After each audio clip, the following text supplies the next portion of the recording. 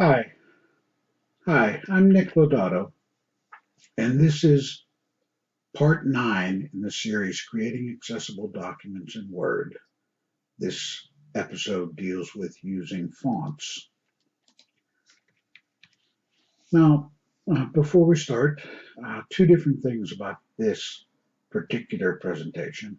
One, this is the first that we will, when we release the video component, also release a written alternative to it. It won't be a transcript. It will be slightly different, perhaps even worthwhile viewing both of them. But it's really intended to provide an alternative to video for people who prefer print. We will go back and add written components to the prior episodes. We've already done episode 0, the overview, and episode 1, headings, and we'll catch up. But from now on, we'll always do that. And 2, this one will be a little different in that there won't be the screen scraping, screen sharing, watch how to do a demo. This will be purely a PowerPoint presentation, kind of like the introductory ones, because the topic really doesn't lend itself to that. So let's start. A font. A font is basically a description of letters, the typeface. It's the design of what's called a typeface. The font is actually the implementation of that design. And fonts have characteristics. Those characteristics may have an impact on readability and on accessibility. So we'll talk about those attributes: typeface, weight, size, serif, and width, and provide some recommendations as to how to improve the readability and accessibility of your written materials. So starting with typeface, again, it's the overall design of the lettering, and it creates what's called a font family. So here are a few families that are common. Canberra. This is the font that I use for the bullets in this presentation. These fonts, by the way, are rendered in a particular size. We'll get to that size in a second, called 24 point.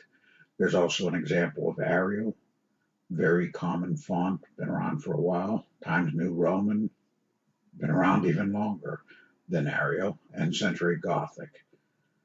Some things that I would call negative exemplars, that is, fonts that I wouldn't recommend for heavy reading. I wouldn't want to read a textbook in one of these fonts because they're different. They have some aesthetic value, each in its own way. I kind of like Bauhaus, but I might like it for a heading or for a poster, but I really wouldn't want to do a lot of reading in the Bauhaus font. So Bodini, Algerian, the script fonts, which are like handwriting, and the bold fonts like Showcard and Snap.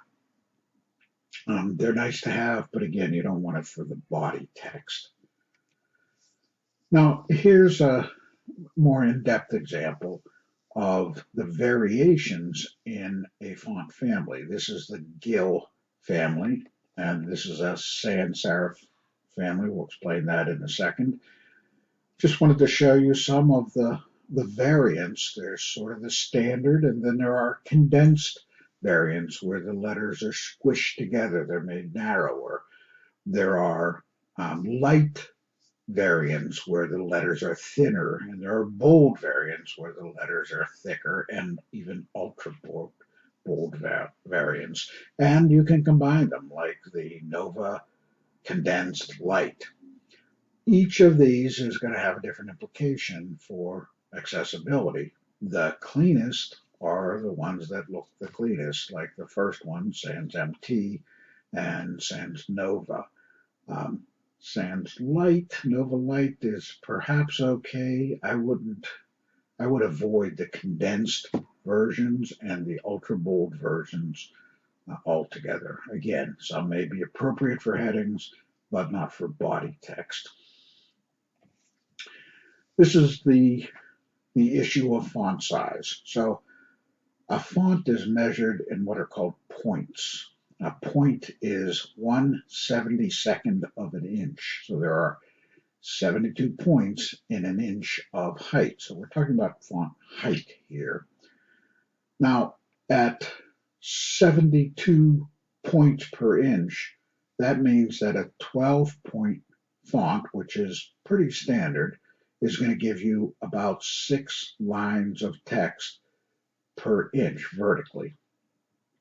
So you can see the difference in these fonts. I've shown here on this illustration on this slide, Callisto MT ranging from 8 points to 36 points. Now, the font considerations in terms of size are very different for a PowerPoint presentation versus a Word document. We're mainly talking about Word documents. So I would recommend pretty strongly that you don't create documents with less than 12-point fonts. Now, recognize that magazines and textbooks, books in general, often go below that number, but it really disadvantages people with low vision or vision issues in general. It's difficult to read tiny text. I've gone so far on some websites that just make the text unchangeable and small. I've had to copy it and cut it and paste it into a document and change the font size. And you don't want your users to have to do things like that to read your message. Many will just forget about reading your message. So I want to recommend that at least 12 points is the minimum font for a document, a Word document, a PDF. For a PowerPoint presentation, the recommendation is 24 points. That will result in about 7 to 9 lines of text on your PowerPoint presentation on a slide, and you don't want to get more than that. I mean, you really don't want people reading your PowerPoint presentation while you're talking to them. They'll get distracted and not follow the things that you're saying, and you don't want to only say the things that are in the presentation. The worst thing with PowerPoint is reading your PowerPoint presentation to your audience. They can read. So you want points, bullet points, things to reinforce what you're saying. Again, in terms of size, 24-point minimum. Typically, you'll be using 32 or 36 points. Wanted to also mention that the size, the difference in fonts goes beyond just the points, but rather the whole typeface has an impact on the look of the size of the font. So here we have 6 different fonts, popular, common fonts, except Biome, all in 32-point size. But as you can see, they have a different feel in terms of which looks bigger and which might have an easier time reading if you suffered from low vision. So as you can see, the thinnest ones are Calibri and Kandara, and the widest ones are Verdana and Bio, with Arial and Tahoma in the middle someplace.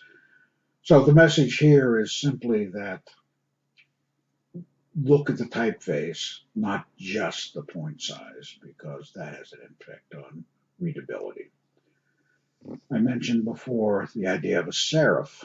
Serifs are these little decorative components to a typeface. They're little feet that go to the bottoms of the sending elements, or they basically are a little more elaborate. They provide a little more information about the letter that's being represented. In early days of offset presses and typeset presses, it pretty clearly indicated that serif fonts were superior in terms of readability. Some studies said that the retention of material that was rendered in a serif font was better than that in a non-serif or sans serif font. And that was probably true for a while, but with the advent of computers and dot matrix printers, the serifs contained more information than those early displays could render appropriately, so that it really created noise as opposed to helping you understand what the letter was. So the general thought was go to sans serif fonts. They're going to be better for computer displays or for printing on early printers. I think that tide has turned with the increased resolution of screens and increased resolution of printing devices, and thought that I could deliver that message in this presentation, that the preferred means from a readability perspective and understandability perspective would be serif fonts. And I thought that that was perhaps even reinforced by the fact that optical character readers seem to have an easier time with serif fonts than sans serif fonts. You don't get confused about things like IN and think that's an M, as machine readers and scanners sometimes do. But as I researched this presentation, I came to realize that there's not any difference. I can find an article here that says better to be serif fonts, and an article there that said sans serif fonts. Even found an article that said that the preference in terms of reading and understandability, retention of the material, varied as a result of your predisposition as to whether you thought serif or sans serif fonts were better. So the end message is this probably doesn't matter for readability and for accessibility. Now, of course, if you're blind and you read a heavy screen reader, this makes no difference at all. These font descriptions are irrelevant because the computer is going to read what the computer reads. But in terms of this decision, serif versus sans serif, which particular font face, it's really a matter of personal preference more than anything else. One other characteristic is the width of a font. Fonts can be fixed width, and most early fonts were that. Typewriter fonts, early typewriter fonts, computer screens that had 80 columns of text, they dedicated the same amount of width to each character. So they used fixed width fonts. So here you see Lucida Sans Type, and you see that the W takes up the same width that an I takes up, which doesn't make a lot of sense. It is what it is. Proportionally spaced fonts give more space to the W or the M and less space to the I or the J or the L. They're proportionally spaced. So here's a couple other examples of some text with a variety of weird words in both a sans serif and a serif font sets. And you can see that typically the proportionally spaced fonts are narrower than the fixed width fonts. So, in summary, some of those characteristics have no impact on accessibility if you're talking about a screen reader. None at all. But they do have an impact on readability and also accessibility for people with low vision. So to create a document that works for such people, we want to stick with the standard fonts. Whether they're serif or sans serif is irrelevant. But you want a clean font face, a clean design. You want to avoid fonts that are excessively ornate or excessively bold or excessively thin or too condensed or compressed. Font size is important. Again, I would avoid anything in a Word document under 12 points. You might be able to get away with 11 points in a bulleted sentence, but really stick to 12 and above. For a PowerPoint presentation, stick to 24 points and above. Use your own sense of personal preference and your own aesthetic sense when you select a font, whether it's serif or sans serif or what that face design looks like. But more important than all of these considerations in terms of font is the contrast between the font and the font background. And you can see that in a previous episode, but that's the most important thing here in terms of readability. So that's all we have for today. Hope you enjoyed this. Until next time.